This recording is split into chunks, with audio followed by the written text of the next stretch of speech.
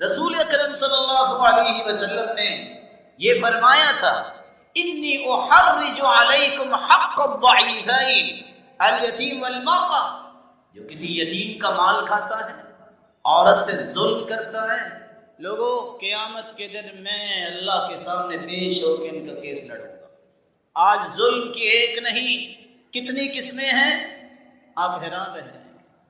بیٹیوں سے ظلم، بہنوں سے ظلم، اور کچھ ایسے بھی بدماش قسم کے لوگ ہیں ماؤں کو مارتے ہیں، اور ان کے علم میں ہونا چاہیے کہ قیامت کو کیا کیا سزائیں ملنے والی ہیں۔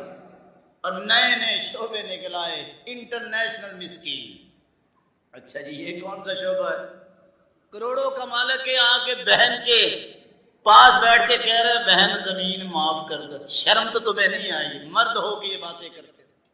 اور بہن نے ہمیں چھوڑ دی ہے، کبھی بھائی بھی چھوڑ دینا، وہ کیوں نہیں چھوڑتا؟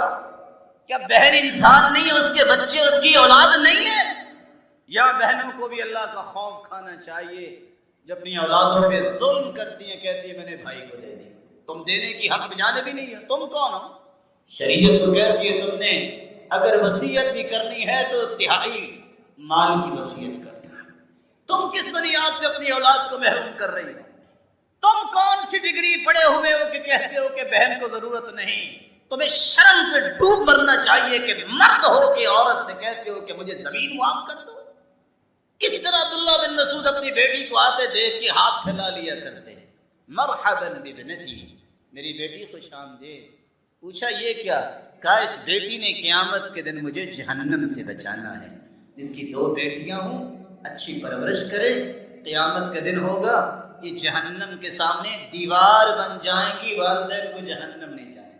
بیٹیاں نہیں ہیں، بہنیں ہیں، باپ فوت ہو گیا، بھائی ان کی نگرانی کرتے ہیں، تربیت کرتے ہیں، تعلیم دلواتے ہیں، شادی کر دیتے ہیں، قیامت کے دن یہ تینوں بہنیں بھی سامنے کھڑی ہو جائیں گی، جہنم نہیں جانے دیں گی۔ اللہ کی سنے چھوٹی بات نہیں کہ انی احرج، میں یتیم اور عورت، اس کے بارے میں اللہ جلال کی عدالت میں پیش ہوگا کہ یہ ظالم۔ اللہ جلال ہم سب کو محفوظ فرمائے۔